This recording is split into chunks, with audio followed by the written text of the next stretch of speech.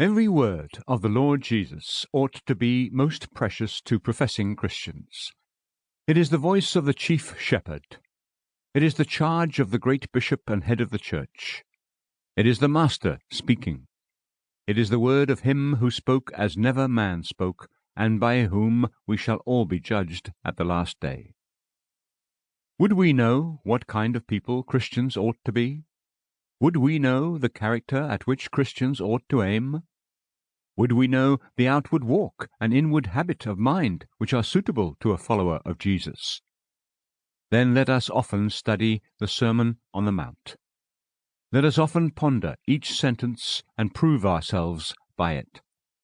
Not least of all, let us often consider who they are who are called blessed at the beginning of the sermon.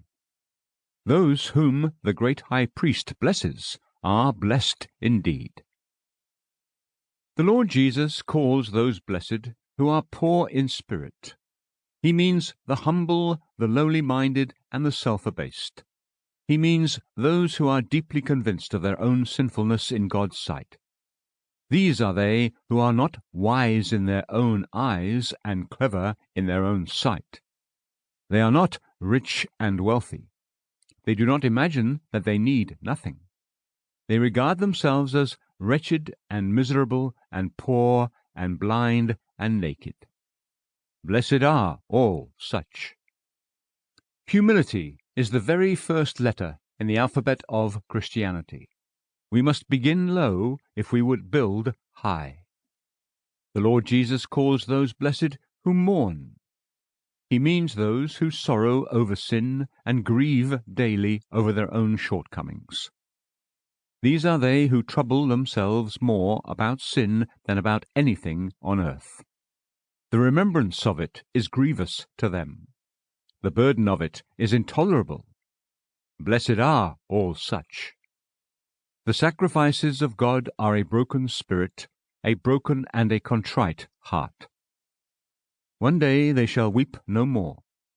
They shall be comforted. The Lord Jesus calls those blessed who are gentle. He means those who are of a patient and contented spirit. They are willing to put up with little honour here below. They can bear injuries without resentment. They are not ready to take offence. Like Lazarus in the parable, they are content to wait for their good things. Blessed are all such. They are never losers in the long run. One day they shall reign upon the earth. Revelation 5:10. The Lord Jesus calls those blessed who hunger and thirst for righteousness.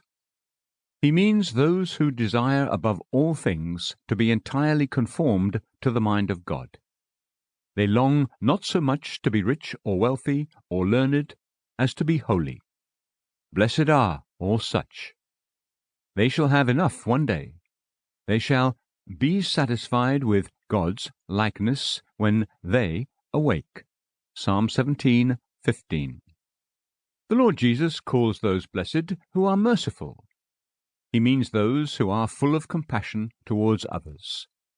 They pity all who are suffering either from sin or sorrow, and are tenderly desirous to make their sufferings less. They are full of good works and endeavours to do good. Blessed are all such. Both in this life and that to come, they shall reap a rich reward. The Lord Jesus calls those blessed who are pure in heart.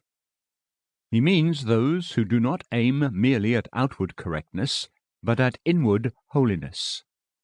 They are not satisfied with a mere external show of religion. They strive to keep a heart and conscience void of offence, and to serve God with the spirit and the inner man. Blessed are all such. The heart is the man. Man looks at the outward appearance, but the Lord looks at the heart. 1 Samuel 16:7. He who is most spiritually minded will have most communion with God. The Lord Jesus calls those blessed who are peacemakers. He means those who use all their influence to promote peace and charity on earth, in private and in public, at home and abroad.